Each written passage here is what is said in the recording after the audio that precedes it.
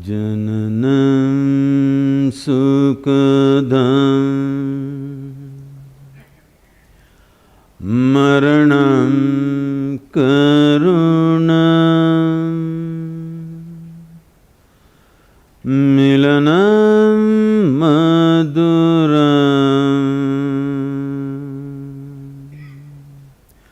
smaranam karunam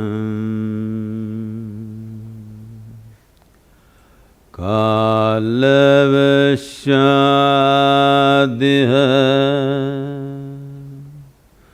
sakalam karunam samayadipate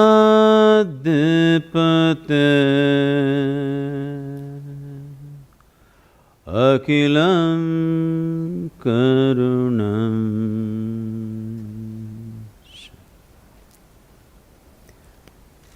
Good evening, everyone. Good evening, namaskar, and a very warm welcome to all of us here.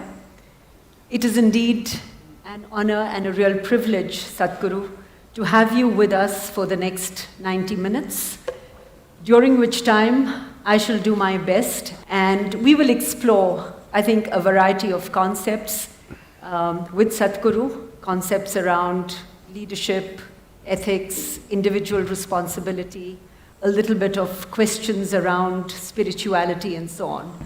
So without further ado, I want to start off by asking you, Sadhguru, what is the next step for Sadhguru? Dinner. Dinner? I thought that was already over. So we expect a more profound answer from you. It's a very profound answer because you can postpone many things in your life. You can postpone buying a home, buying a car, you can postpone your wedding if you want. It's a good thing.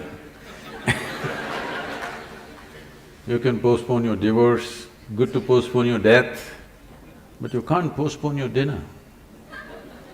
Right now, this is the ugliness which is happening in this country. A whole lot of people are postponing their dinner today. This is the horrible situation that's happening. So, do not consider dinner as not so profound. It's very profound. If you're eating 10 times a day, it's not profound. If you're eating once or twice a day, it is quite profound. So you say something which is, which is very close to my heart. You talked about dinner. No, dinner is about my stomach, not my heart. Okay, we'll get to the heart through your stomach. We live in a world of contrasts, at least as I perceive it. There is obviously the rich and the poor, there are the ones who are impoverished and the satiated. We live in a country where 300 million people go to bed hungry every night. How do we deal with these big social issues? And what is the one message that you would like to give to all of us, where we as individuals can make our own little, big, whatever contribution to being part of the solution rather than waiting for somebody else to do something? Now you're immediately getting into the missionary mode. We can try a little bit of that. Yes, it's a serious problem and an unfortunate problem because we are living in a land which has over 12,000 years of agricultural history, probably the only place on the planet like this. As far as I know, except a few other places in South America, nowhere else on the planet was agriculture organized 12,000 years ago.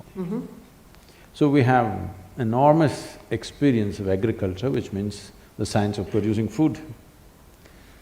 And we're living in a land where 12 months of the year you can grow what you want. Many farmers in Tamil Nadu take 6 crops, 4 crops actually, but in between the intercropping, totally 6 products they're taking out of the same piece of land. Right. Nowhere else on the planet this is really possible. In spite of this, half the people are hungry simply because of apathy, not because of lack of food, not because that it is not possible to fulfill this. I feel a focused effort in a matter of 5 years, 5 to 8 years, very comfortably we can crest this. It should not even take that much time, but if we are determined, within 5 years' time, it is possible to cross this. And it's important to cross this, because when you say India, I know a lot of poetry has been written about how beautiful it is, our mountains, our rivers, our whatever. But for 1.25 billion people, you neither have enough mountains, nor rivers, nor land, not even a piece of sky, believe me. The only thing that you have is people. If these people are well-nourished, competent, inspired, this can be the greatest miracle.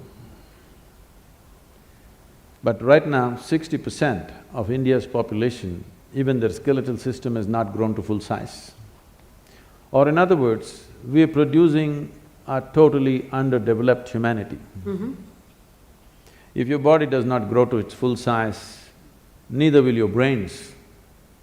There's medical evidence to show that first 4 years of your life, if you did not get the necessary nourishment, your brain is approximately 60% of what it should be. Right. So with half-brained people, the next generation, what nation are you going to build? You're going to be a big disaster. If you don't fix nourishment, we are going to be an enormous disaster. It's waiting, it's a silent bomb. It doesn't make noise. Very quietly, it's going to implode upon us. So this is something that has to be fixed on a war footing, must be. So what is the role? I know all of us as individuals have a role to play.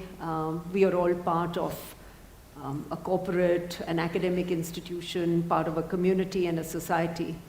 So what do you believe is the responsibility? I'm not talking about corporate social responsibility. I'm simply talking about corporate responsibility when it comes to being part of fixing some of the problems that you've just spoken about.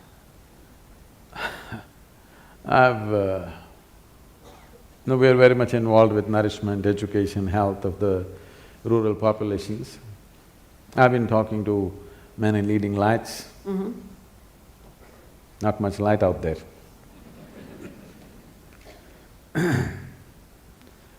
Whenever I speak to a lot of people, not all of them, many of them, if I tell them, you know, we're planting 114 million trees, you could do something, they'll tell me a very passionate story, how his wife or his mother has a trust where she planted 108 trees around their factory, and how they have grown, how beautiful they are and how they're enjoying it. In all this passion, I just, okay, what's there to say?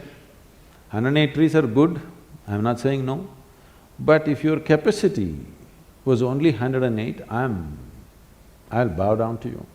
Your capacity is 108 million, not 108. But you're satisfying yourself with 108.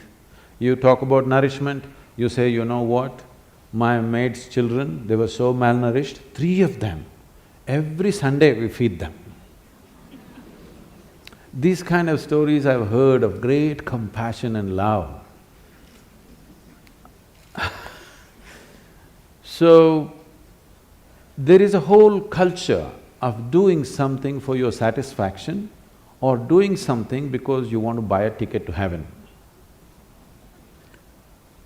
I want people to come to a place where you being fulfilled should happen within you. If you want to go to heaven, please leave.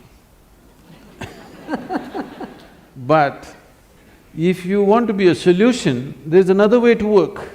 Right. I fed 2 children and I feel very happy. It's all right, I appreciate that. I'm glad for those 2 children.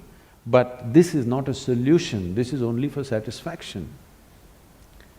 So it's time, at least those people who are in a certain level of capability, I would say, when I say capability, all of you are thinking, oh, okay, some big corporate leader. I'm saying all of you are in a certain level of capability. who should see how to bring a solution, not do something for your silly satisfaction. You can be satisfied by eating food, by simply sitting quietly, by sleeping well, doing whatever. Satisfaction need not come through somebody else's suffering. You don't have to fulfill your satisfaction because of this, somebody is suffering, that is not the basis of your suffering. And if you buy a ticket to heaven through that suffering, I don't know, heaven will turn into hell probably for you. I hope it does. I couldn't agree with you more. So I want to explore two or three other dimensions that you spoke about. You spoke about capacity, you spoke about leadership. So talk to us a little bit about what you see as… who are leaders and what is leadership? Is there a difference? Is it… I know there's a lot of talk about leadership and wanting to become leaders. I don't think anybody should try to become a leader. It's quite obscene that I want to become a leader, that means all of you should be what? I don't know. I know what you would like to call yourself. It's not about you wanting to become a leader or someone wanting to become a leader. Because of a certain thing that you have done within yourself, or a certain level of observation, or a certain intelligence, or a certain experience, you are able to see something that most people are not able to see. The moment you're able to see something, then people will naturally look up to you as a leader because you're seeing something that they cannot see. And if you become a leader, there are many ways to become a leader. You can get elected, you can get selected, you can work it, you can pull other people down and become a leader, or simply people will rise you as a leader because they see that either you're able to see something or you're able to do something which they themselves cannot do.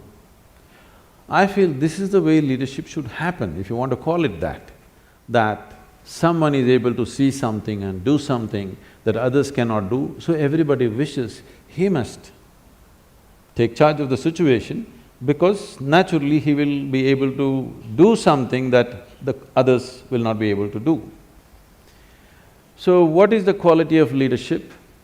Leadership means once you sit on a perch, you better see clearer than others, otherwise you'll make a ridiculous fool of yourself. There's a whole, in the nation certain things have been happening. Right. Somebody sits on a perch and he doesn't see any better than you, he looks like a fool immediately. So, it is not about you wanting to sit on the perch, you wanting to see something must get you to the perch. Not because you want to be above everybody else, you get to the perch. So what is the quality of a leader? I don't think there's any particular quality. One thing is, a leader means his sense of life is beyond himself. It's not about… his sense of identity is beyond himself. Somebody becomes a leader because he is willing to think and feel and act for more people than himself. If you act for yourself, you're called self-centered. If you just act for the sake of 2 or 3 people you gather in the form of family, you are named as Dhritarashtra. There are modern names for that. If you identify yourself with the entire nation or the world, you'll be looked at in a different way. Essentially, your leadership will come from the right context depending upon what you're identified with. Because everybody needs an identity. What sort of identity have you taken will determine the context and the quality of your leadership. In that context, isn't leadership something that, each of us can individually manifest? If I were to describe one dimension of leadership as saying it is about taking ownership to create a better outcome. In that context, we can convert leadership from a noun to a verb. I don't know that much grammar, okay. But you can try.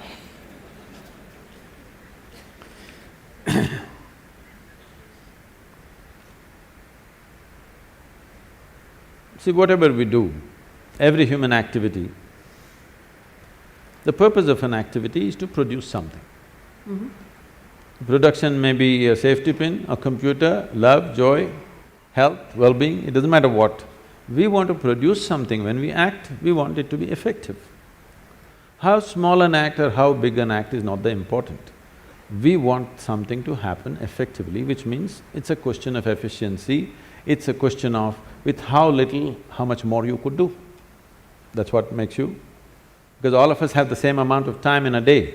People always tell me, Sadhguru, you had such a long day. I said, unfortunately, there's no long day, God, they give me only 24 hours. I would like to bargain for more, but it's not happening. You can make it more by increasing your efficiency, the way you function, including people as a part of yourself, where other people will function as a part of you so that you don't have to bother about so many things around you. In this sense, you can enhance what you do. But time-wise, all of us have the same time, we can't help it. Right.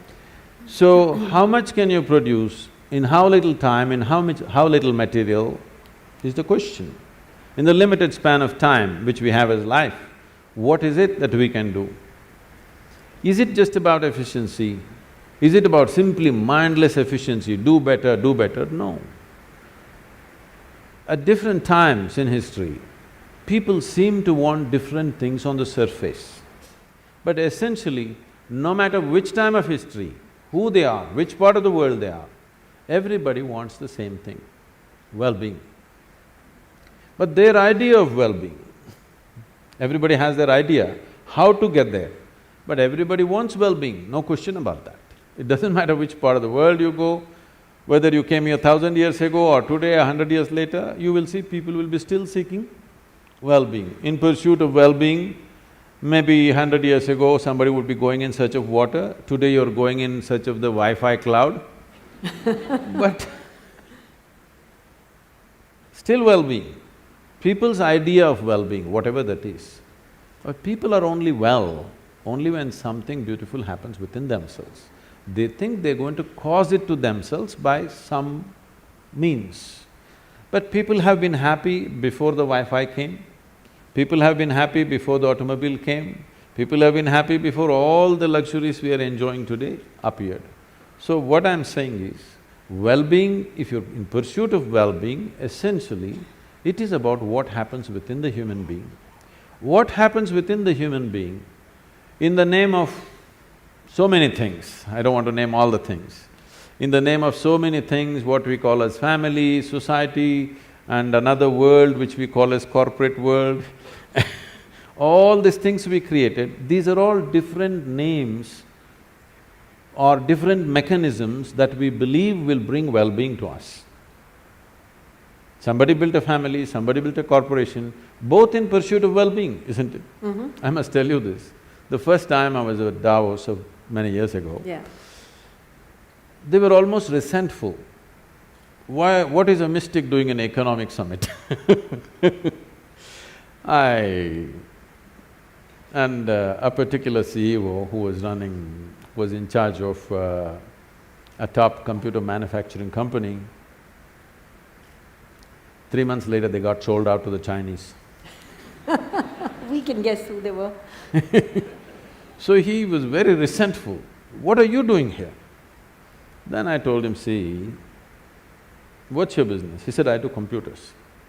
So see, whether you manufacture a computer or a safety pin or in between anything, fundamentally this is about human well-being. The basic business is human well-being. You may do it through your computer, somebody will produce safety pin, somebody will produce a cloth, somebody will produce something else. It doesn't matter what you're doing, the fundamental business is human well-being, and that's my business too. And that's why I'm here. So Sadhguru, you've talked about well-being. One of the things that you say is it's all about how the body, mind, emotions, and most importantly, energy come together. And I think you've said it very eloquently, which says, when the body is feeling pleasant, we call it health. If it is feeling very pleasant, we call it pleasure, and so on. And you go on to say… You can go all the way. Sorry? You can go all the way. I can go all the way? So when the mind is feeling pleasant, we call it joy. When it is feeling very pleasant, we call it peace. When the When the emotion is feeling pleasant, we call it love. When it is feeling very pleasant, we call it compassion. When the energy is feeling pleasant, we call it bliss. And when it is very pleasant, we call it You're a very ecstasy. good student.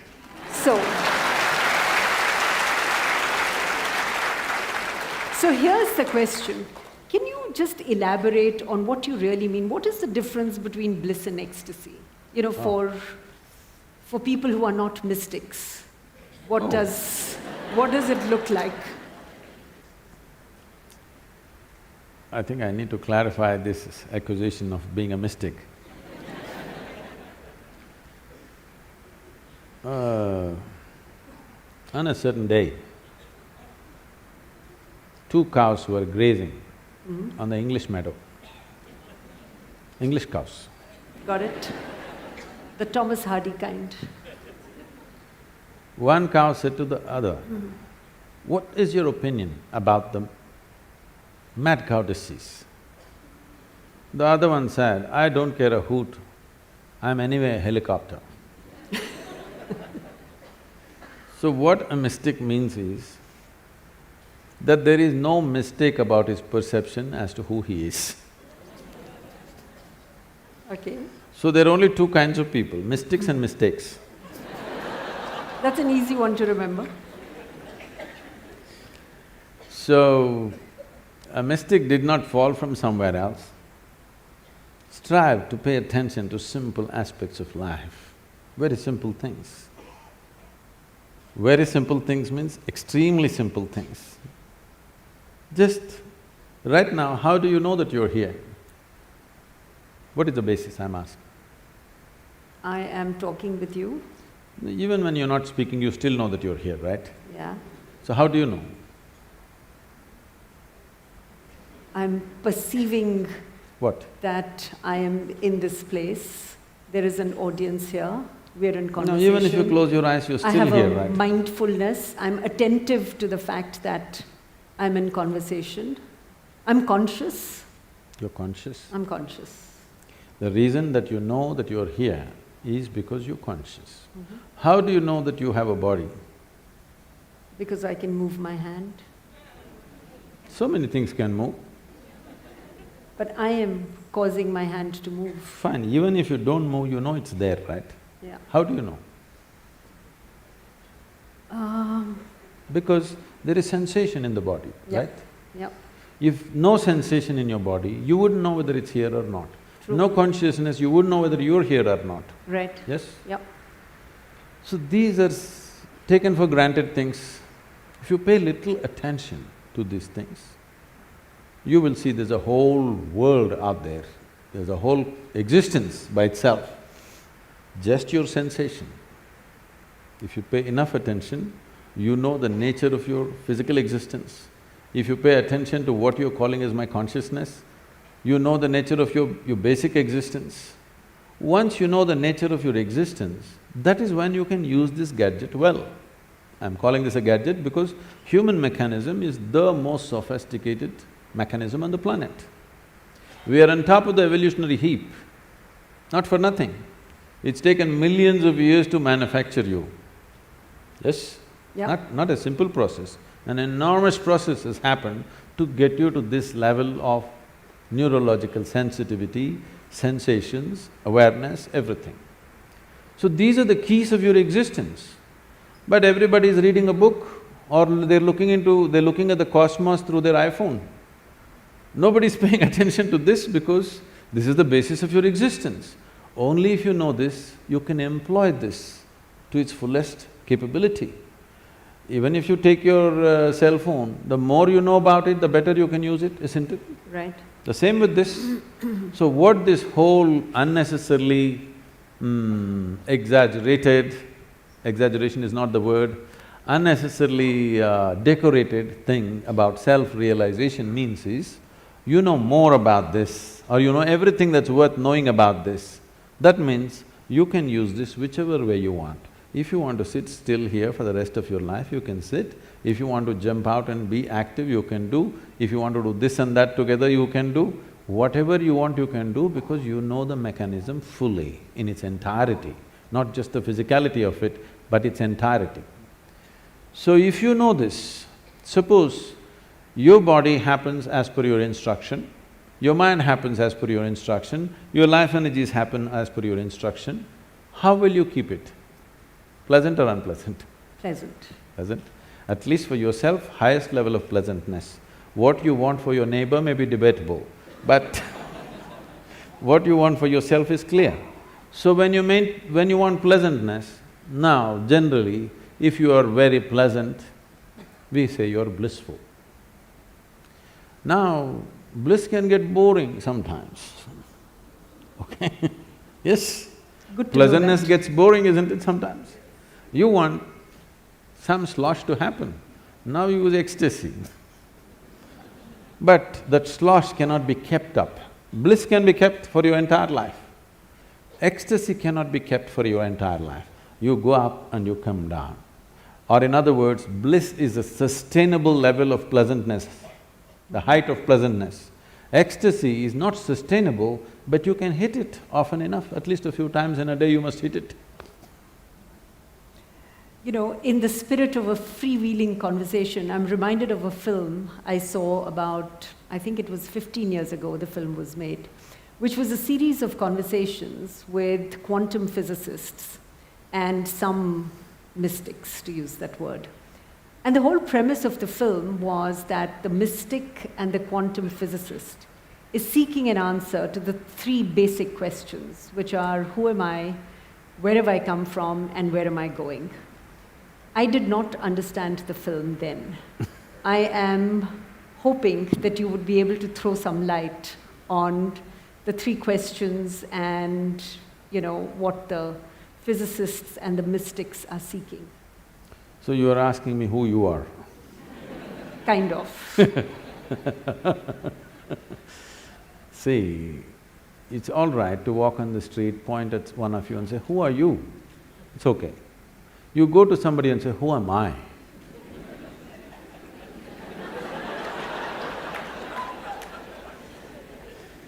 This happened in the Cincinnati airport.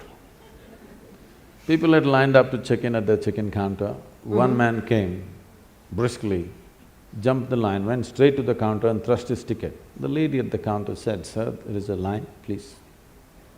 She said, no, I'm in a hurry. Well, she said, everybody's in a hurry, you're all getting on the same plane, so please stand in the line. Then he raised his voice, do you know who I am?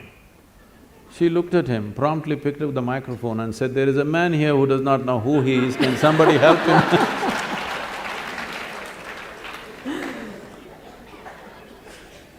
So, you should never address this question to someone else.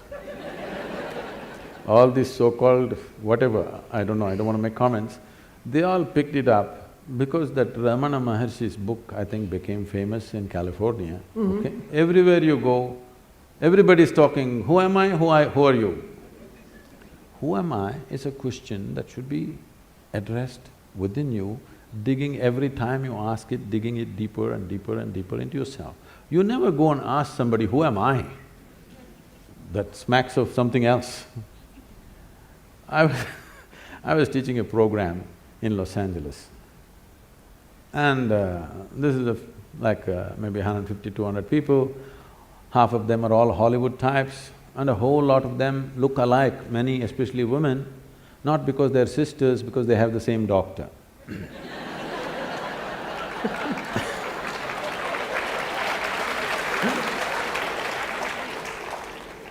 And I'm teaching them an extremely simple process that they need to do every day, which is just 21 minutes, extremely simple.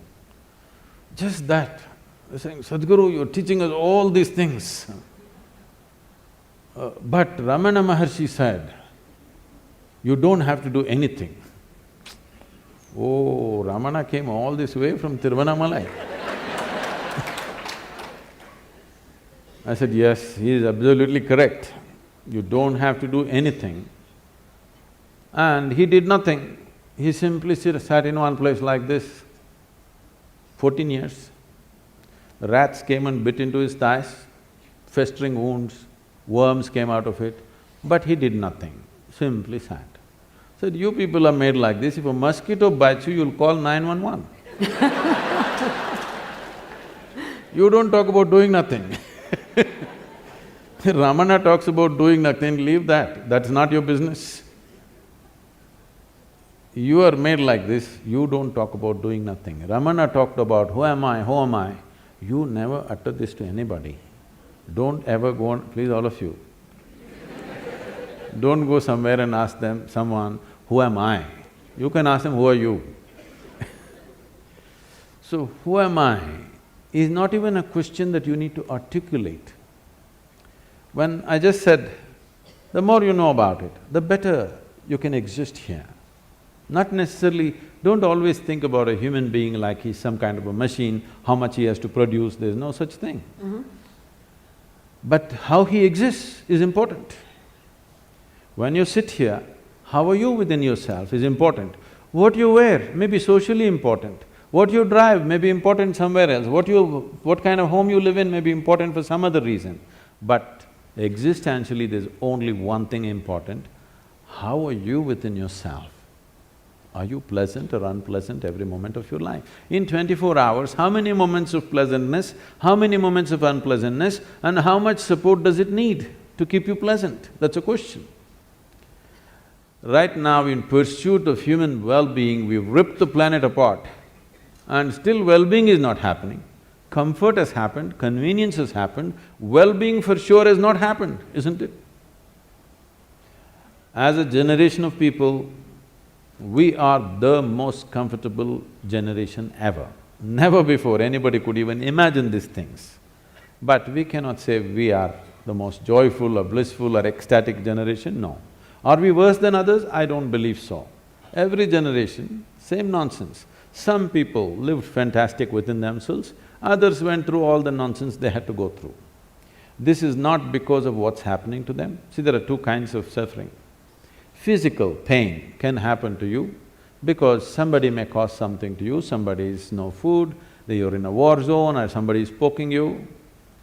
I'm asking all of you, in the last 25 years, how many times it happened to you, somebody took a knife and poked you?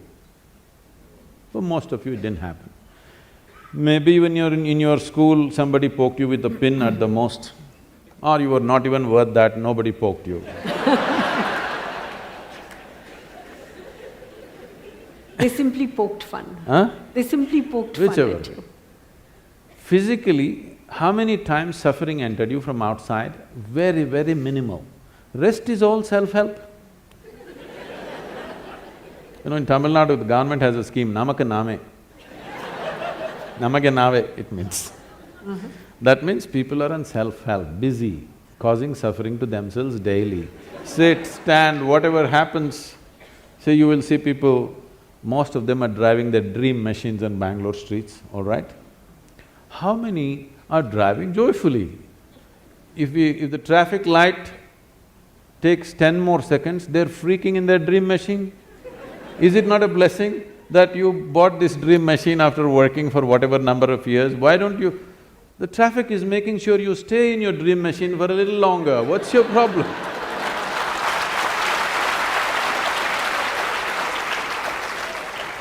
I'm saying just about anything, people are suffering. So suffering is not happening because of something else, it's simply because people do not know how to manage their body, their mind, their energies, their emotion, nothing. Because no attention has been paid. No attention to the nature of who you are has not been paid. So who you are, who am I, question is entirely internalized question, never to be uttered, never to be written down. Unfortunately, somebody printed it and the whole world is talking, who am I, who am I? Oh, this is okay if you are an inpatient. If you're an inpatient in NIMHANS, you ask, who am I? That's allowed. That's allowed. If you're out on the street, you are not allowed to ask, who am I? You get me? You've also talked about… No, there were other two questions in that. Yes. Yes. I'm waiting for those. Where are you going? There's only one way to find out, you must go and see. As I was saying just now, some things are best known only by experience. People want to know, after my death, what will happen? I tell them, you must know by experience. Are you ready? No, then don't worry, wait. Where did I come from? See, essentially what you're asking is, all three questions put together, you're asking, what is the nature of my existence? Yes. Am I this body? Am I this? Am I that? What am I? What is the nature? Because whichever way you look at it, you can prove I'm that. Because for everything there's some substance. You can prove yourself to a woman, you say, I'm not this, I'm a human being, you can say, I'm just a piece of life, you can say, I'm God, somebody may think you're something else, doesn't matter, but for everything there is some substance. So you can argue for it, but that's not the point. Really, what is the nature of your existence? Don't take this as some kind of a great philosophical or spiritual question, please see it as a practical thing. If you want to know how to use this camera well, the more you know about it, the better it is. You agree with me? Hello? Yes. Similarly, if you want to use this human being properly, the more you know about it, the better it is. So self-realization is a very practical thing, not an esoteric thing. What you think is esoteric is all the things that you don't have an understanding of. You want to make it esoteric or you want to make it mystical. Let's understand this word mysticism or mystical. Anything that you don't understand will look mystical to you, isn't it? Suppose you don't know what's electricity, you have no concept of that. Now, I press something here, boom, lights come on. Very mystical for you, isn't it? See, if I just had a light bulb 1,000 years ago, I could have claimed I'm God and it would have worked. Came too late, you know.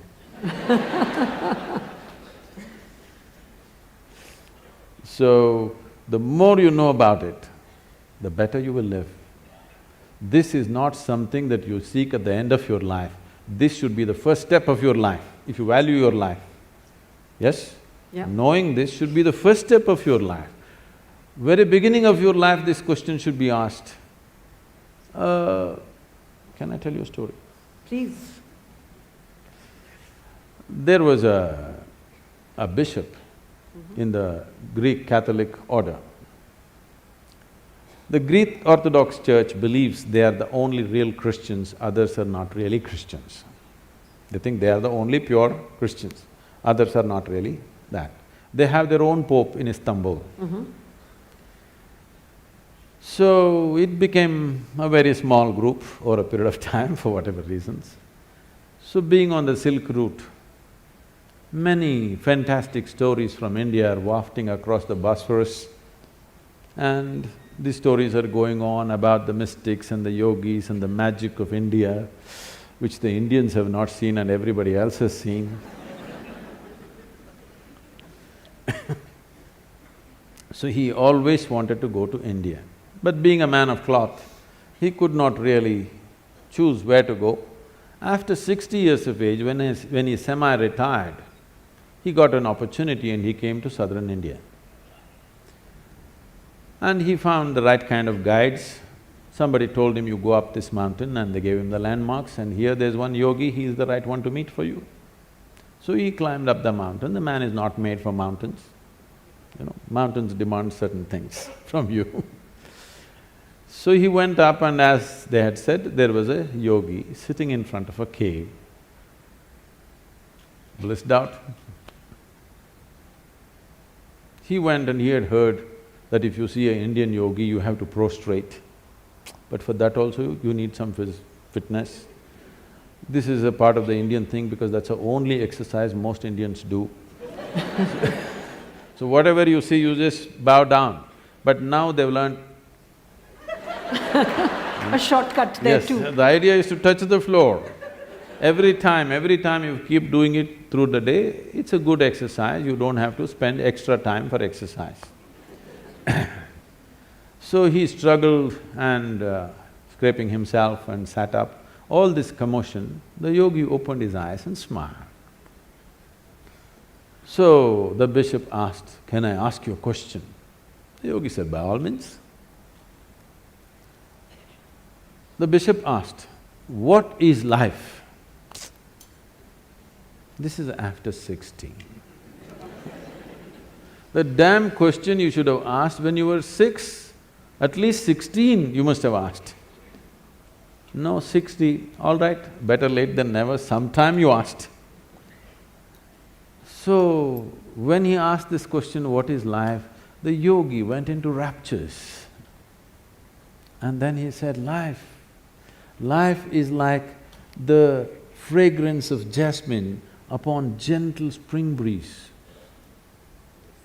The bishop looked like this, what?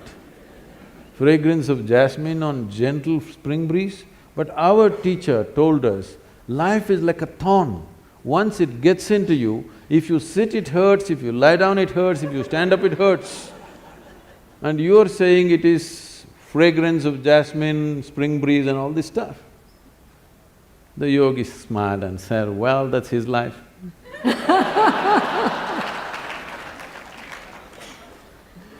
So, we have never paid attention to the most important dimension of who you are.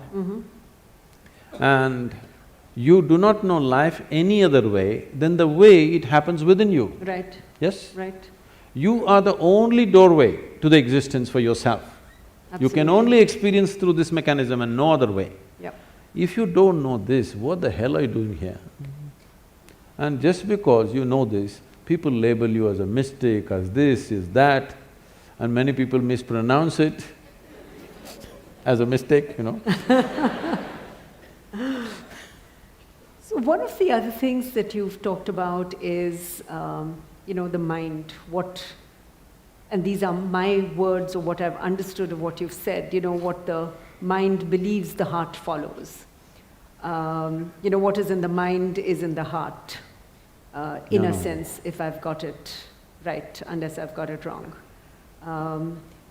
Because when you say that there is no difference between, my mind is saying this, but my heart is saying something else. You're talking about a metaphoric heart or your heart? I am talking about metaphoric, I'm not talking about… Okay, not the I'm pump. talking about metaphoric heart, not the heart that is, simply pumping. There is something else, which I've read some time back, which says that, you've got to search in your heart with your intellect. So there are all these things which is about the mind and the heart and, how you apply intelligence and perception to create awareness. And I think you've talked about that a little bit. Would you elaborate for us the concept of intellect, intelligence, perception, and, how we can use that in our everyday lives? So there's a whole lot of enterprise going on in the world by complicating very simple aspects of life, really. If you complicate something with incomprehensible words, and if you have a lot of words to do it, then you will seem profound, because anyway nobody can understand what the hell it is. So searching your heart with your intellect,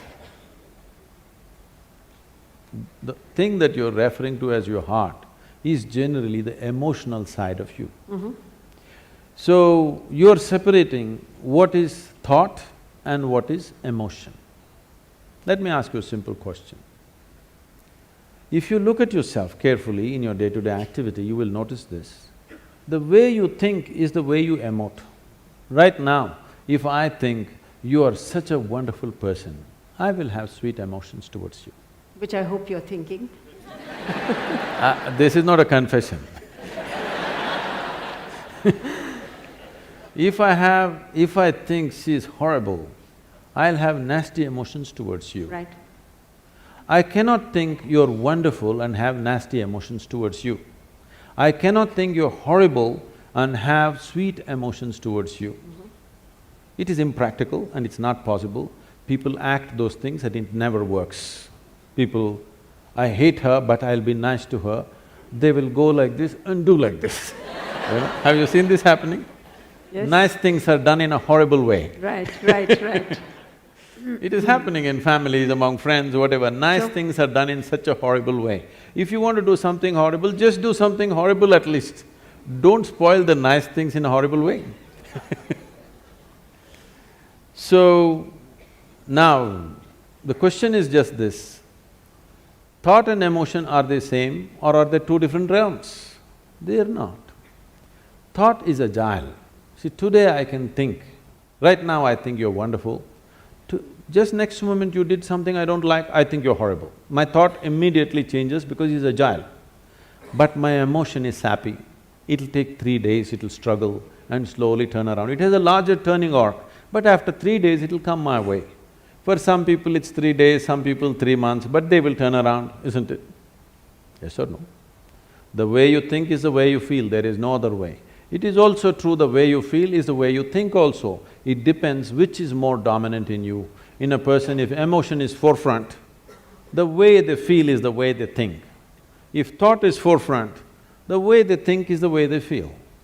You can't think one way and feel another way. That only happens temporarily, for some time, but emotion will catch up. So Sadhguru, what is a creative mind? Oh. How big an answer do you want? As big as you want it. See, the English word mind doesn't say anything. Because it's just one generic word which does not describe different dimensions of what the mind is. Mind is not just one something sitting here and doing something, okay? There is really no such thing as mind. In the yogic culture, there is no mind. There is a physical body, there is a mental body. Because what you're calling as mind right now is a certain combination of memory and intelligence. There is memory in your body, more memory in your body than you can imagine. If I have to get at you again, it's okay, I'm picking on you, okay? You definitely don't remember how your great-great-great-great-great-grandmother looked like, but her nose is sitting on your face right now. Yes? Yes. You don't remember a thing consciously, but your body remembers 100%. How 10 generations ago your grandmother was, your body still remembers. 1,000,000 years ago how your forefathers were, your body remembers, isn't it? It's not forgotten and it's not going to forget. Your mind is not capable of this kind of memory. Your body has 1,000,000,000,000 times more memory than your so-called brain. This whole shift towards the brain and intellectual process is a European malice. They gave too much significance to thought.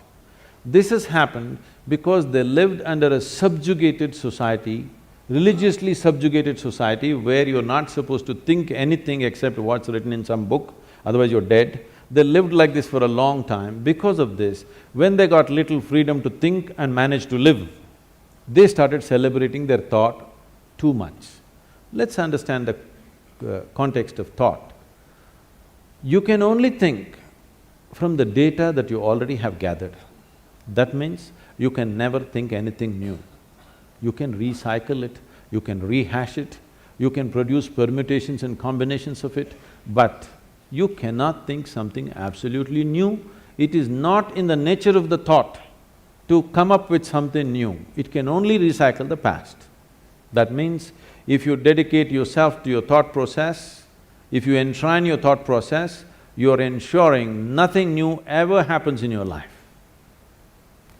So thought need not be celebrated like this. That's why in this culture, thought has never been given so much significance. What you think is your psychological drama. We don't think much about that because it's your drama. Your drama is important for you, somebody else's drama is important for them. Everybody thinks their drama is the most important drama in the universe. This is everybody's experience because they're so identified with their own psychological drama. This psychological drama should not determine the nature of your life because this is just a small happening compared to the life process. Life is a much deeper intelligence than intellect. We can look at… the yogic system looks at the mind as 16 parts. Those 16 parts are further broken and they're taken up to 84,000 parts. But now if I talk about 84,000, already there's a segment which says no, so I will make it 4. I'm taking away 80, okay? I'm being fair to you. Only 4. 4 fundamental parts. One is the intellect, which we have in modern world, in today's world, we are unnecessarily giving too much significance to intellect and we will pay an enormous price for this. You will come to a place where you'll know everything, but you'll know nothing of life significance, really. Today you will see this happening to children. For the first time, this generation you see, 10, 11-year-old or 12-year-old children, they look bored. When you were 10, 11, you did not know what is boredom, it was not possible. It was too exciting to be alive and looking around. You will see 10, 12-year-old children all looking bored because they've seen the cosmos through their phone screen. They know it all. And especially in the Western countries, you will see this happening at 8, 10. They're really bored, you will see in the school buses, they're all sitting on… bored. Because by the time you're 12, you already had one love affair, you know what is a break, you know how to all this recover from that, you tasted alcohol, you've seen this, probably you've gone into all kinds of physical things, and you know the cosmos, what more? By the time you're 15, there's really no purpose for you to exist for many of them. You should not be surprised if this culture continues. I'm not saying this is a prediction, it is something that I see beginning to happen. In another 50 or 100 years' time, if 25 to 50% of the people commit suicide, you should not be surprised because life needs some exuberance. If too much information happens to you without experience, that exuberance will be gone and a false sense of knowing becomes so strong in you. This is the danger of intellect, because intellect wants to dissect everything. Intellect is like a scalpel, the sharper it is, the better it is, it wants to dissect and know. Dissection works with some things, not with all aspects of life. If you want to know the poor frog, you remember? The poor frog that you crucified and cut, and great knowledge you acquired from all that torture is unbelievable. How much knowledge you know. For the torture that frog went through, how much knowledge you have acquired is quite unbelievable. All that you got to know. Now you got interest, suddenly you got interested, the mother that you had ignored, you want to know your mother today. Please get yourself a sharp knife, start the dissection.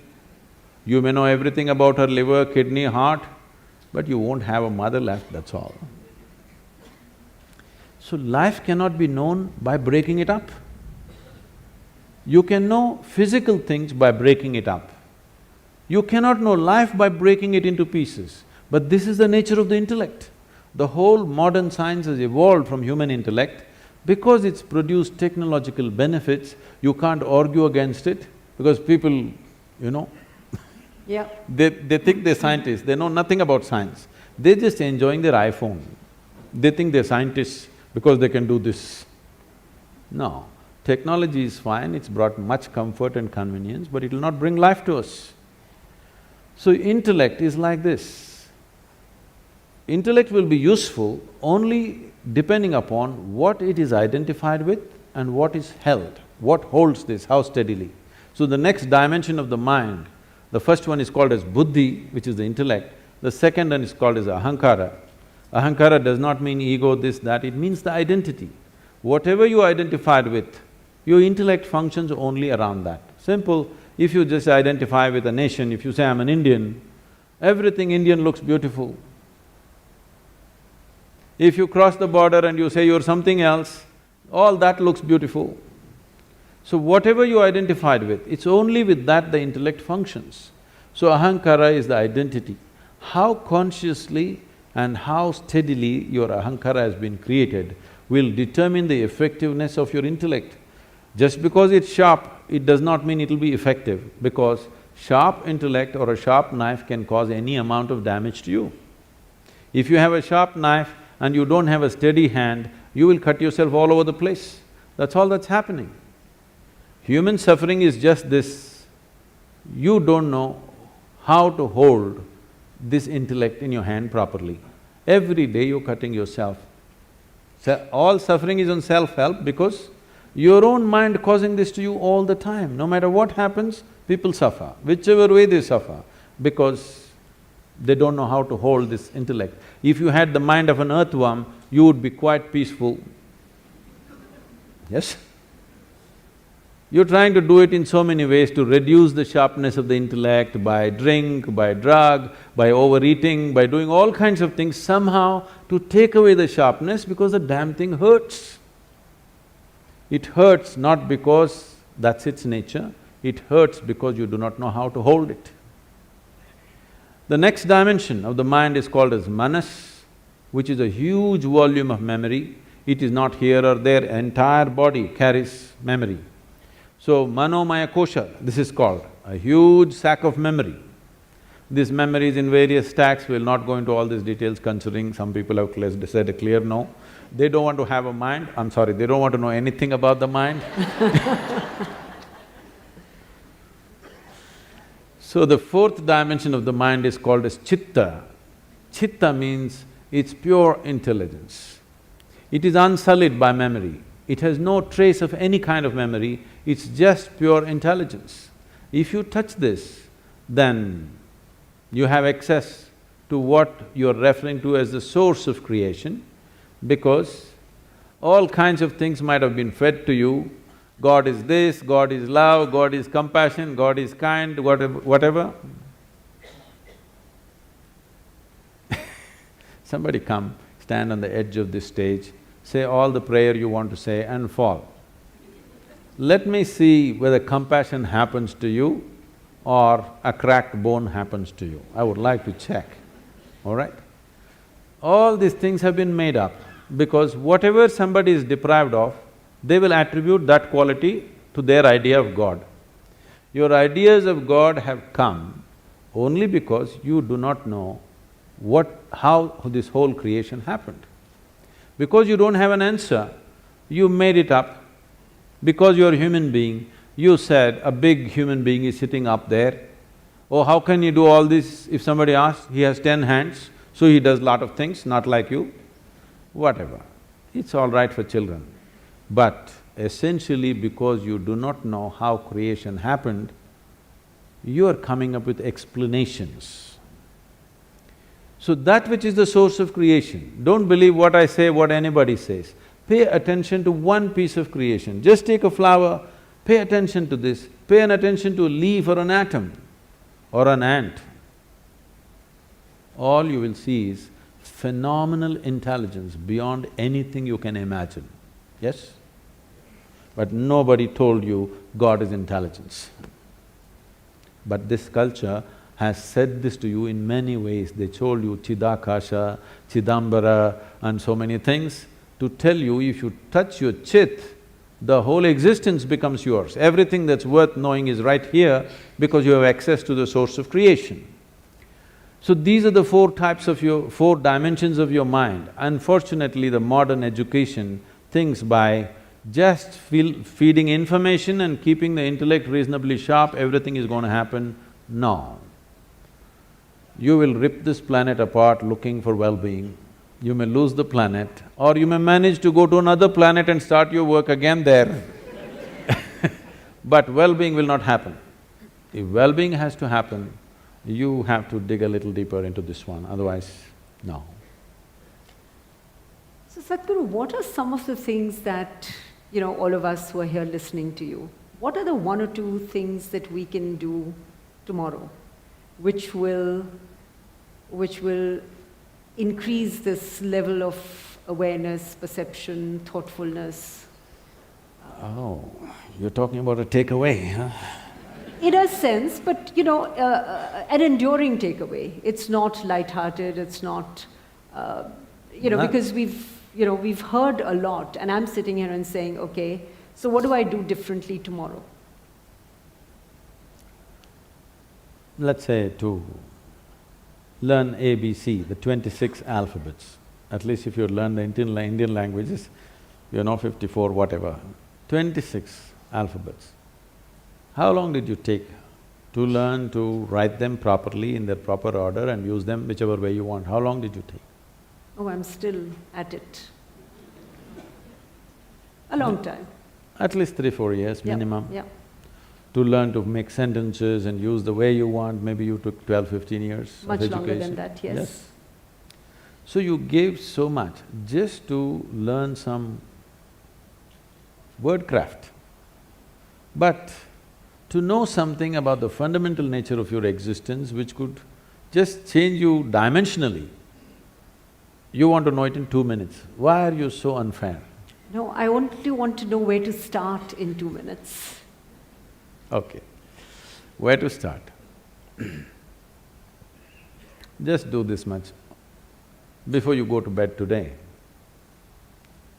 one thing is, every hour, okay, remind yourself. Right now, it's going to be 8 o'clock, remind yourself, wow, I'm still alive. No, don't laugh. So many people who go to bed today will not wake up tomorrow morning. More than 1 million people on the planet will not wake up tomorrow morning. Tomorrow morning, suppose you wake up. Yes, who knows? You always think it's not me, it's going to be somebody. Very cruel. Tomorrow morning, if you do wake up, first check, am I really awake, alive? I'm still alive. Wow. Don't have to do anything, don't scream or something. At least one big smile, okay, I'm still alive. Over 1 million people didn't wake up tonight, but here I am, alive. Fantastic or no? What is the biggest thing in your life? You're alive right now. So, you're still on tomorrow morning, just one smile, wow. Then maybe there are 2, 3, 4 people who matter to you much in your life, just check, he and she and that one and this one is alive. All alive, great. If 1 million people died tonight, which they do every night, at least 10 million people lost somebody who was dear to them. But none of those who are very dear to you are gone today. Fantastic or no? Yes. Another big smile, don't tell anybody. Just smile, okay. Great. 8 o'clock in the morning, wow, 8 o'clock, still alive. Every 1 hour, just do this exercise, okay? Every 1 hour, just remind yourself, check, on. Please understand this. If you think about God, you will become hallucinatory. Only when you are conscious about your mortality will you want to truly know the nature of this life. When you know, you're on right now and tomorrow morning you may be poof, gone. Now you want to know, what the hell? What is this? I'm real right now, but tomorrow morning, gone. So many people who are so real and on, suddenly gone. Can't believe, where did they go? But you thought about it for 10 minutes and then you got busy. You had to text, my father is dead. But remind yourself of your own mortality, let the question deepen. If you can do it every moment, it's great. If you cannot, at least once an hour, remind yourself that you're mortal. You're not immortal, you're mortal. If you know that you're mortal, suddenly you will see in a few days you have no time to do any nonsense which doesn't mean anything to you. You will do only what really matters to your life. You have no time to do any rubbish with anybody. You will have time only to do the best things that you want to do, what you truly care to do in your life, and nothing other than that. And that's what you should be doing because it's a very limited amount of time.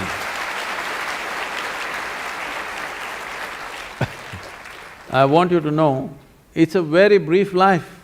That is if you're a joyful person. If you're a miserable person, of course it's a long life. So, if you're joyful, if you live for 100 years, it's gone too quickly. If you're miserable, what a long life you will live, you know. So it's a very brief life. You should not be doing anything other than what truly matters to you, isn't it? Yes or no? Yes. But you're doing so much nonsense which doesn't mean anything to you simply because you think you're immortal. Otherwise, people are saying, no, I will live up to 80, maybe 100, so I will do this at 70, I will smile at my neighbor when I was 75, you know, when all my work is done. When all the property issues are settled, after that I'll smile at him. There is no such guarantee. Has anybody here come with a guarantee card for 2 days? No, you could be dead tomorrow morning. I'm not wishing that, I bless you with a long life, but it's possible, right? Every day it's happening to a million people means, can't it be you and me tomorrow morning, I'm asking? Yes or no? Yes. If you are conscious of your mortality, becoming aware will naturally happen because the significance of being alive will blossom. You used all kinds of words which are straight from the American coast, mindfulness, awareness, mental alertness. No, you need to separate these things. Being mentally alert will help you to survive better. If I'm mentally alert, I can drive better, I can do my work better, I can do something else better. It's survival. Right. Awareness is not about survival. When I first asked you the question, how do you know that you're here? You went around and then you said, I'm conscious. Only because you're aware, you're alive. Your awareness is aliveness, your aliveness is awareness. The question is only about how alive. Lot of people think if they're 50% alive, it's pretty good. Yes, you can survive 50%. But you need to understand, if we want to torture somebody, if you want to torture somebody, what would you do? You'll kill them? Suppose you got employment in hell, let's say. You are given the job of torturing people. What will you do? Kill them? Hello? No. No. Keep them half alive.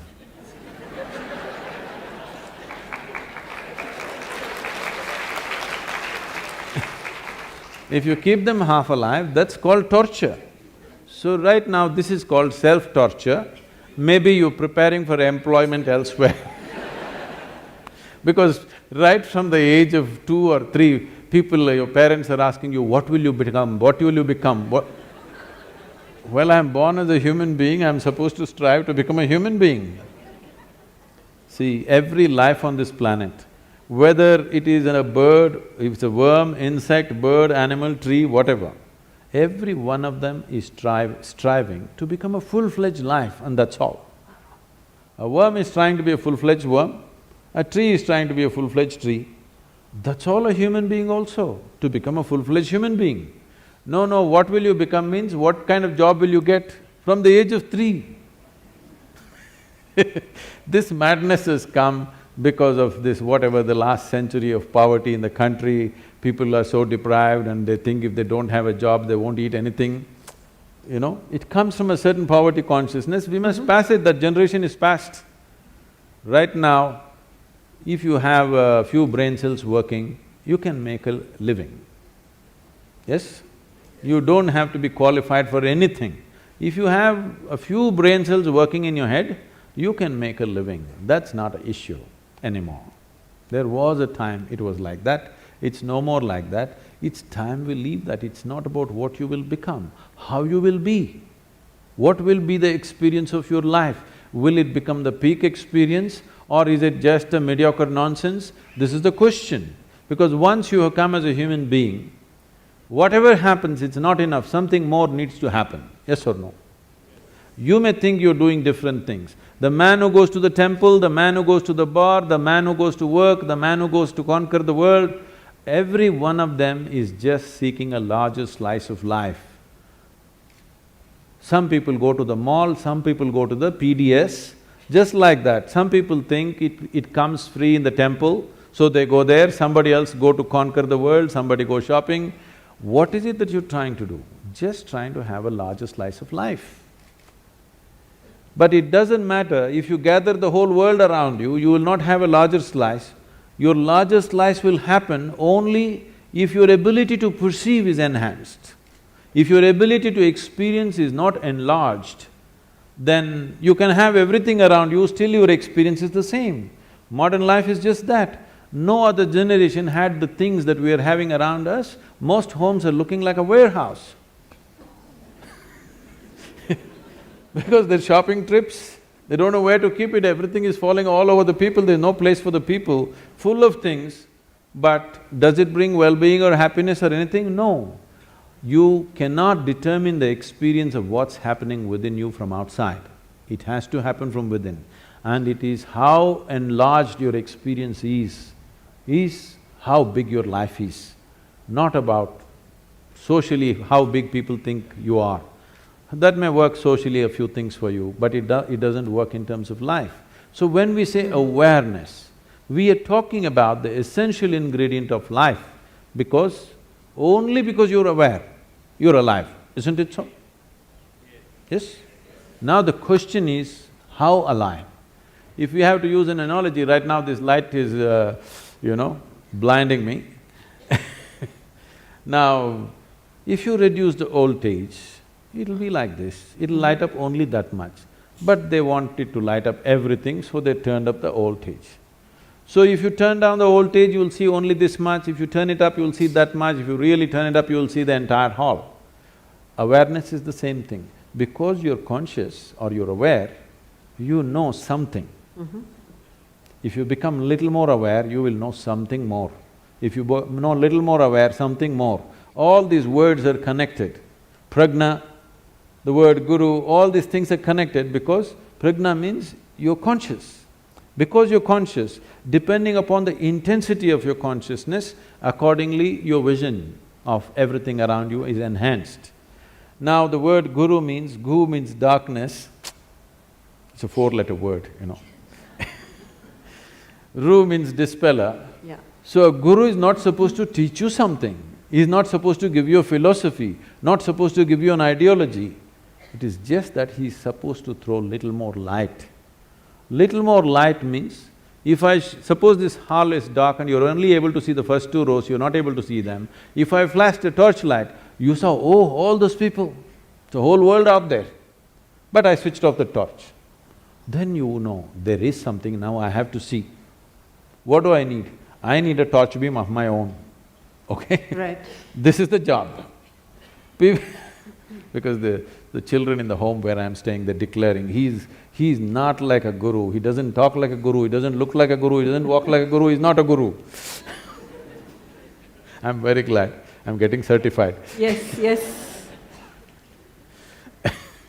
Now, about seeing everything the way it is, because if I want to walk through this, there are a whole lot of people right now, belief systems.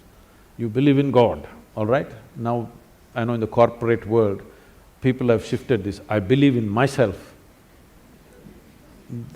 Which is somewhat misplaced, but that's okay. Both are misplaced, and they produce different kinds of impacts. Absolutely. See, belief means what? Essentially, belief means you're unwilling to admit what you do not know as I do not know. Whatever you do not know, you believe. If you believe, what it does to you is, it'll give you confidence. Confidence without clarity is a disaster. Right now, let us say, I cannot see these people, my vision is not clear. But I have great confidence, I'm going to walk through these people. You know what I will do?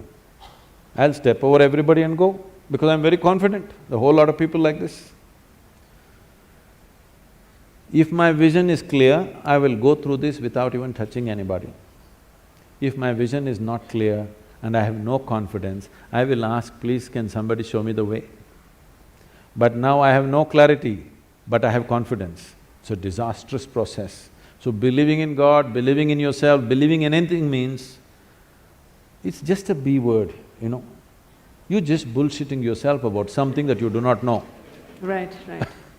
What is the problem? What I know, what I do not know, I do not know. What is the problem with this? If this much sincerity enters your life, come to this much. What I know, I know. What I do not know, I do not know. I don't believe anything, I don't disbelieve anything. I'm willing to look at everything. You will become a sensible human being, and every 1 hour you remind yourself you're mortal and celebrate with a smile that you're still alive, you will see wonders will happen to you. Thank you. Great.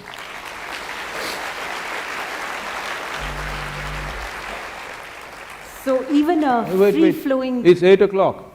No. We have more time. We have more time. I was just going to say… I'm not saying that, it's 8 o'clock, you're still alive, wow! We are all alive. That's the collective celebration. Okay, so even a free-flowing conversation is limited by time.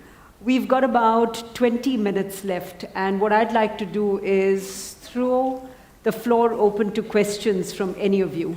My question is directed, very simple. I learned a simple process which says that, whenever doubt arises in our life, doubt the doubt. And whenever trust arises, trust the trust. So that helped me a lot in terms of my… So your question would be? My question is now… Yes. The ultimate, next step we are saying, the ultimate is the final step. I would like to ask is dissolution, or what we call moksha. That is one area which, I don't know how to take a, step forward. I don't know whether my question is clear. You want to dissolve? Okay. That is the ultimate, process. You need a barrel of sulfuric acid. Please sit down. Okay, can we have… No, we'll answer that question. Yeah. Should we take 1 or 2 other questions, if you're okay with that? But you won't get this kind of a question. Okay, we won't get this. All right.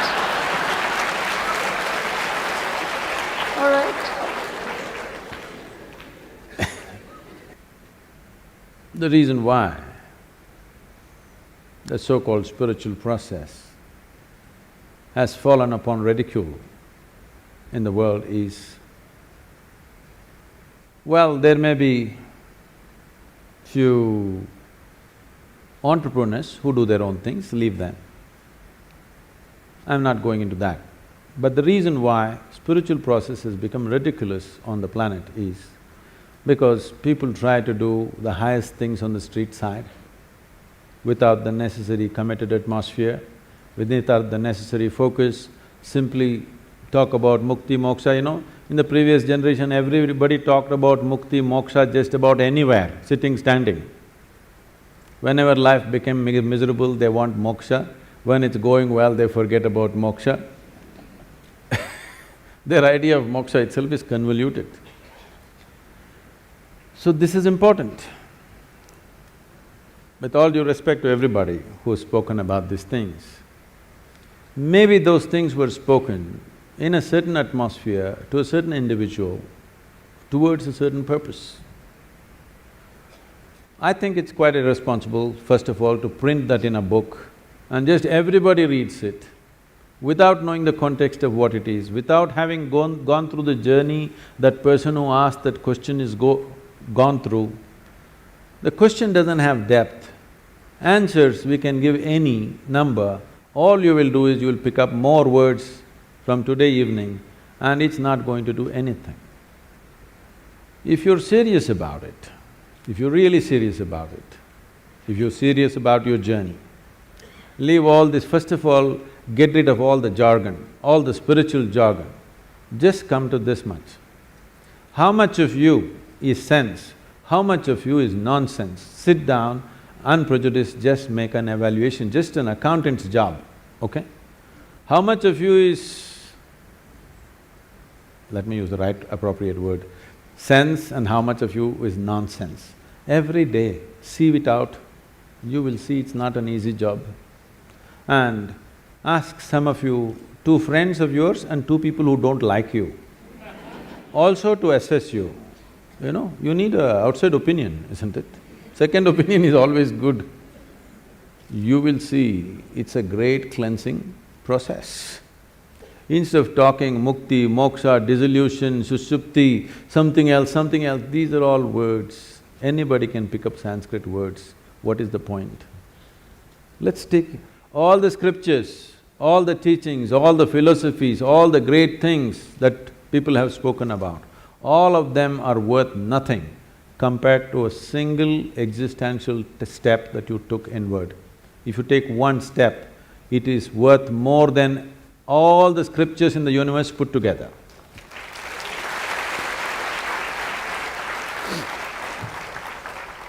Sadhguru, namaste. You spoke about the energy, manas, chitta, ahankara and all that. The existence of all these is the basic, that is the body. And the body is the composition of the Panchabhutas. Each one has got his own energies. Would you kindly throw light on those 5 energies which is making us here, speaking, listening to you and all that, please? So Panchabhutas, or these are called as the Mahabhutas because these are the 5 elements which are the fundamental ingredients with which everything is made. Your body is 5 elements, the world is 5 elements, the whole universe is 5 elements. So when Adiyogi was transmitting this knowing to the 7 sages who are today known as the Saptarishis, they wanted to know what is the nature of this creation? Where does it begin? Where does it end? He was bored with them, you know. Students can bore you, teachers can bore you, but students can bore you. They don't understand that. He was just bored with them. He said, all your great cosmos that you're talking about, how big it is, where it begins, where it ends, I can roll it all up and pack it into a mustard seed. That's efficient packing. Corporate, I think. Nano. Then they wouldn't live there, but they said, what is the nature of this universe? By now he was too bored. He didn't want to waste his words. He simply said, just 5. You just have to know 5, that's all. Not 5 million, just 5. Just see with 5 ingredients, how much mischief. Look at the variety that's happened in the universe. The size and the variety and the immensity of what's happened, just with 5. Incredible or not?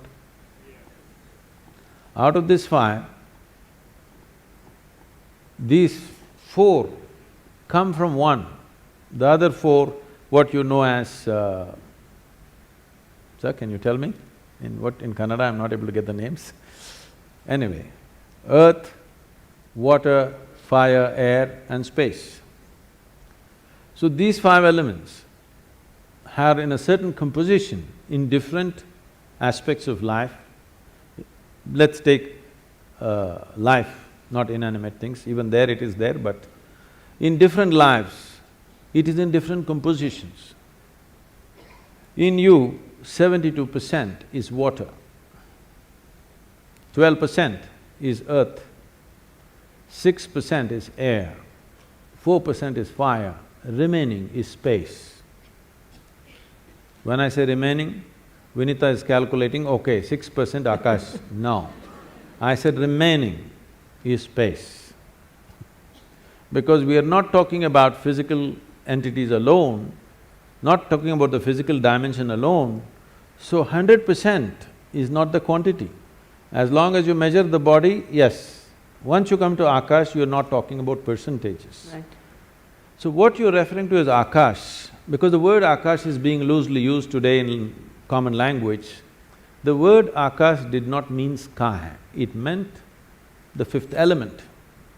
Because your eyes cannot see beyond the 5th element.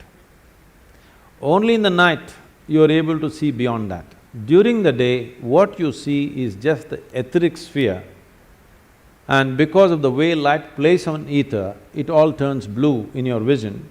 Otherwise, you're just seeing… like suppose a cloud cover came, you're seeing only the cloud, that is the sky for you on that day.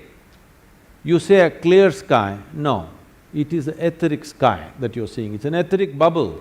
Beyond the atmospheric bubble, there's an etheric bubble, light dissipates in a certain way, refracts in a certain way there, because of that, your vision closes there.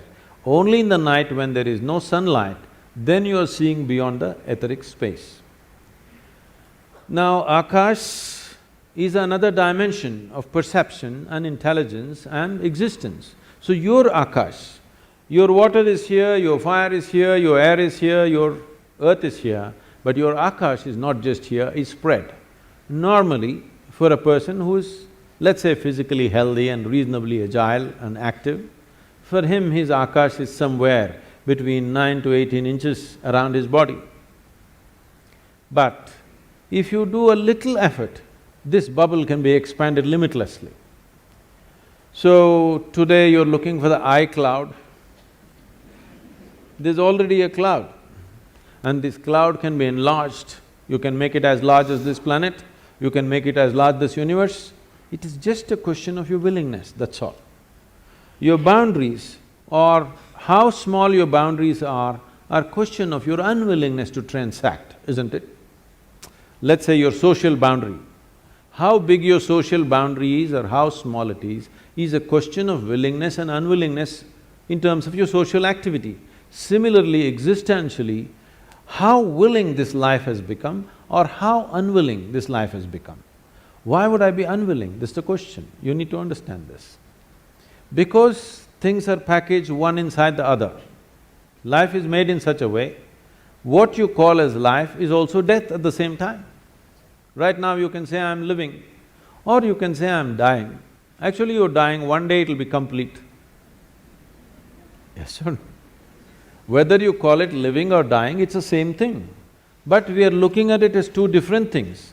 The moment you look at it as two different things, that's why the mortality process. The moment you look at it as two different things, you will accept one part of it, you will resist another part of it. Once you resist, if you resist death, you will not resist something that called as death, you will only avoid living. Right now, tomorrow morning you start the chant, I don't want to die, I don't want to die, I don't want to die, I don't want to die. All that will happen is you won't live. Whether you'll die or not, we don't know, but you will not live for sure. Right. So because life is inclusive, but intellect is exclusive, always it wants to cut and see what is life, what is death, there is no such thing. They are intermingled, both are happening at the same time. Because of this, Akash, if you are able to perceive your Akash consciously, suddenly your ability to know is just effortless. You can have the luxury of remaining uneducated and still be okay. You can still be okay even if you're uneducated because everything that's worth knowing about life is here in these five elements. So the most fundamental aspect of the yogic process is called Bhuta Shuddhi. Every yogic practice, whatever you do, is a little extension or little extract from Bhuta Shuddhi, which means cleansing of the elements. If you do enough of this, then you arrive at what is called as Bhuta Siddhi, that means you have some mastery over your elements. If you have mastery over your elements, your body will happen the way you want it, your life will happen the way you want it, your destiny is determined by you. Not only that, even things around you will happen the way you want it. Lives around you will happen the way you want it. Plants will flower out of season, things will happen in ways that you thought not possible. Is this something supernatural? Is this superhuman? No. This is not about being superhuman. This is about realizing being human is super.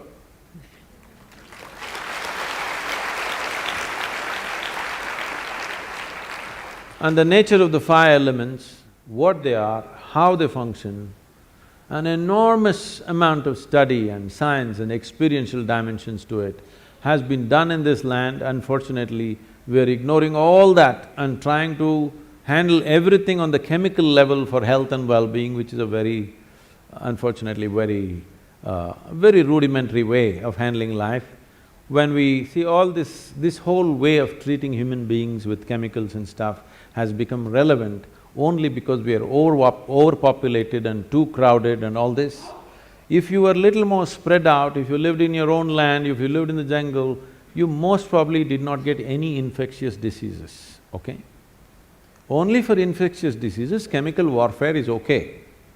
But for chronic ailments, it's something that happening because you lost fundamental balance.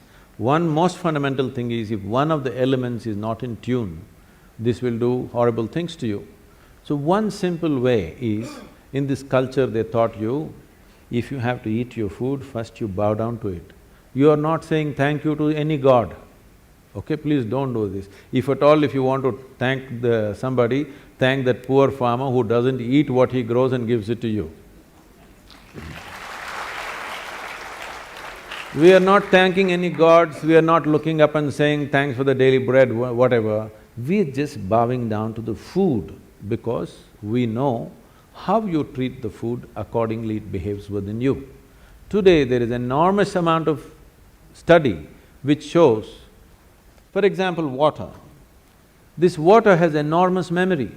If I just as much as look at it in a certain way, its molecular composition changes, not the chemical composition, but the molecular composition changes and it behaves differently. Lot of experimentation has happened about this, and today they've come up with something called imploding water, where some of you might have experienced this. Suppose you went to a waterfall and the water that is falling with great force, if you touch the water, it feels silky. Have you ever noticed this? Yes? If it goes down 2 miles and then touch it, it won't feel like that. Only there it feels silky because the water is imploding into itself. Now they've created imploding machines, you can implode the water and you feed this water to your plants. With 10% of irrigation, you can get the same results simply because the water is imploded. These imploding machines which were made in UK, we are kind of getting them for the local farmers so that the water is imploded. With minimal water, you can grow the same crops because just changing the molecular composition changes so much. We've always known this. This is why do you think people go to a temple and they're dying for the 2 drops of water? Because the water is supposed to have the memory of the divine, supposed to be in touch with the deity, and there is supposed to be memory and you take it and it's supposed to work. If this whole science is managed properly, but today we don't know how it is in most of the places, but the possibility of changing how the water behaves within you just by treating it differently. Before drinking, just bow down to the water, don't see it as a commodity, it's not a commodity. It is life-making ingredient. This is more important than your mother, father, your children, anybody, isn't it so? What is in this vessel right now? Please tell me, I want you to hear that. Yes. Yes, because if you don't drink it for 1 day, you will not want anybody. You want only this. No, we're talking about the real thing. So the 5 elements, if you learn to handle them properly, simple thing, whatever, the earth that you walk upon, air that you breathe, water that you drink, food that you eat, and the sky, 3 times a day, consciously, just put your hands together for these things. These are the life-making ingredients. Your life is made out of this. Just approach it differently. You will see your health situation, your sense of well-being, your stability, everything will be greatly enhanced. If you want to do proper practice of Bhuta Shuddhi, please come, we have elaborate systems of Bhuta Shuddhi. Probably nowhere else in the world right now, these kind of systems are offered, but they will need a certain amount of preparation and absolute dedication to pursue them. I have been seeing your videos in YouTube. This is the first time that I'm seeing you live. So I have a basic questions which will help everyone here. Everyone talks about, knowing ourselves, and the first step is going inside. And then the way to go inside is meditation. And when I please, don't I never said such things. I don't know which everyone said those things. Okay, so then how do we go inside? That is the question. Inside what? You're already inside the hall. Inside what? Inside ourselves. Oh. Okay, that is the truth of the first step of knowing answers for all the questions. If going inside is the answer, then how do we do that? First of all, you must understand what is inside, okay, and what is outside. If you do not understand what is inside and outside, then you will go to all the wrong places. Now, what is inside? Your body, accumulated over a period of time, yes or no? Hello? No? What you accumulate can be yours, cannot be you. Is that much clear? Whatever it may be. What you accumulate can be yours, cannot be you. So this body is an accumulation. What you call as my mind, the whole content of the mind is accumulated depending upon what you're exposed to in your life. So your body is a heap of food, small or big. Your mind is a heap of impressions, again small or big. Between these two heaps, where the hell are you? So, inside, outside, leave these words because when it comes to language, there is only that much leeway. So within that, maybe different people are trying to use it in different ways. We don't know in what context they used. You put everybody into one bundle and say, all of you said this, I don't know who these all people are. Different people employed different methods around them, looking at the people around them, what was best suitable for the people around them, accordingly they would have worked most probably. If they're genuine, they would have worked with the people around them, not with concepts from somewhere. Looking at an individual person, you will do something, what works for that person. What you do with this person may not work for another person, you'll have to do something else with that person. But you're talking about a generic inward-outward. So first determine what is inward-outward. Everything is outward right now. The world is outside, body is also external material, all the material in the mind also is external. So what is this inward you're talking about? Then you will immediately say, Atma, Paramatma, soul, this one. Now you're going into belief system. You don't know. You know you have a body, yes? Hello? Yes. Please check your neighbors. You know you have a body. You believe you have a mind. But to some extent you know. But rest is belief. Yes or no? Yes. I'm not questioning whether it's true or false, let's not go there at all. But it's belief, it's not yet in your experience. If you talk about something which is not yet in your experience, to put it bluntly, you're just a bloody liar. That's what it means.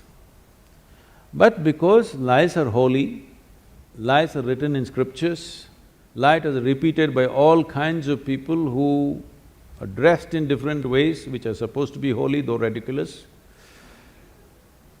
because of this, you're not supposed to question these words. Anywhere you go, first thing is people say, Sadhguru, what about the soul? Then ask them, which soul, right or left?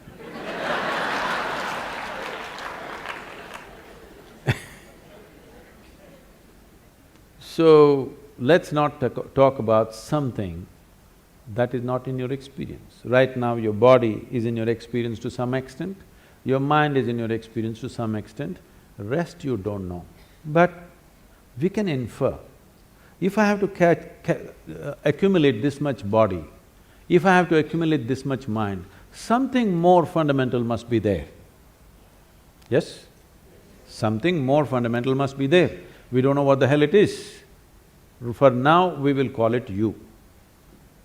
How you will go into yourself? I'm asking. You can go into this hall, you can go out of this hall. How will you go into yourself, I'm asking?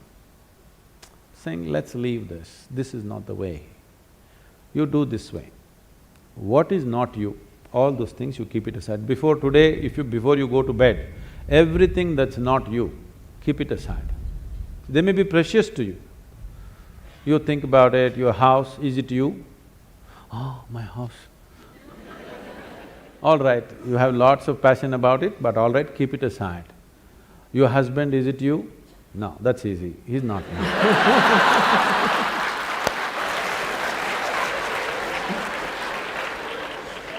My children, are they me? Oh, little difficulty, but no, they're not me. They're beginning to tell you, if they're 12, they've already told you. So the clothes that you wear, is that you? No. The body that you wear, is that you? No. All these thoughts and emotion, is this you? No. Everything that's not you, keep it in one heap. Not physically, Just do this mentally. Keep everything aside. Let me see. Every day you practice this. One day when you successfully keep everything aside that you are not, what you are will be there.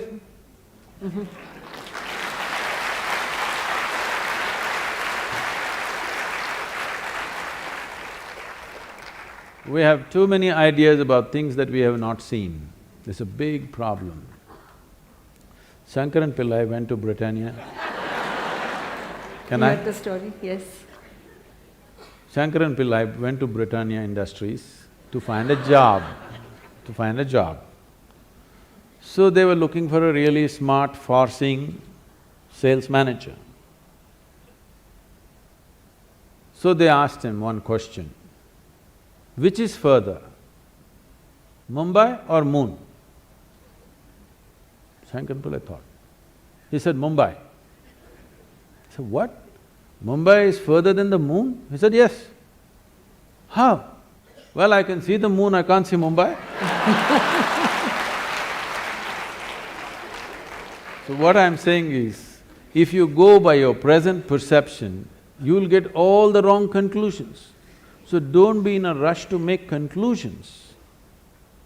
Let's pay a little more attention. You are a worthwhile life which deserves some attention, isn't it? Don't seek other people's attention.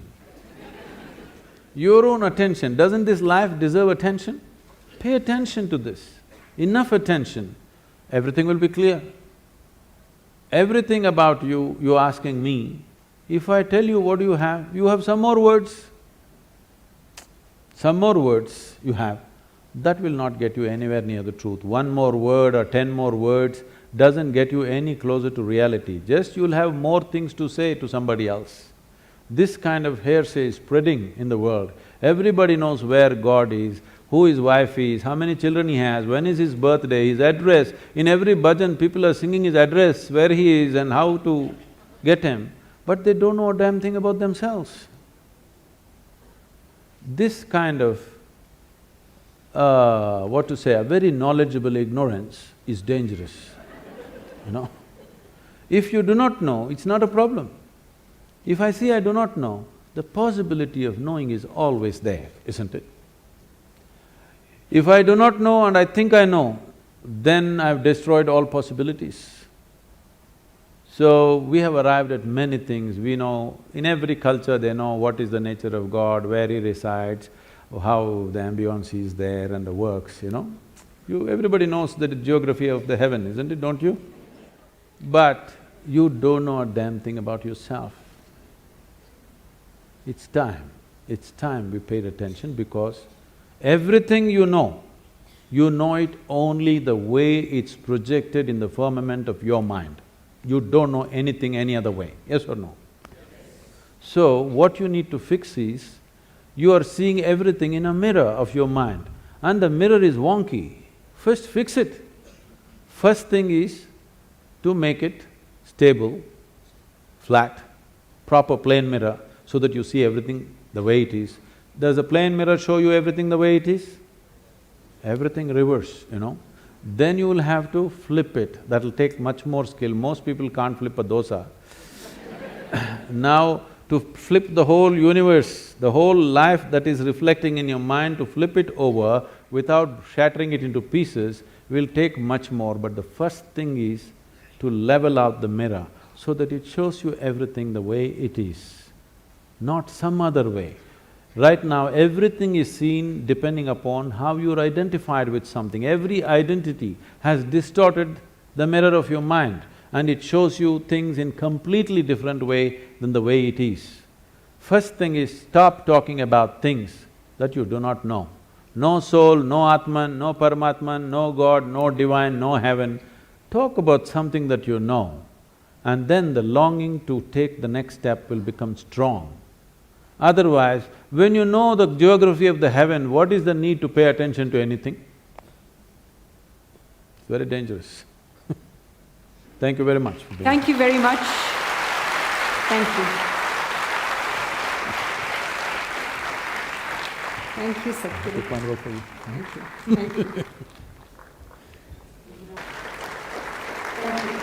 Thank you.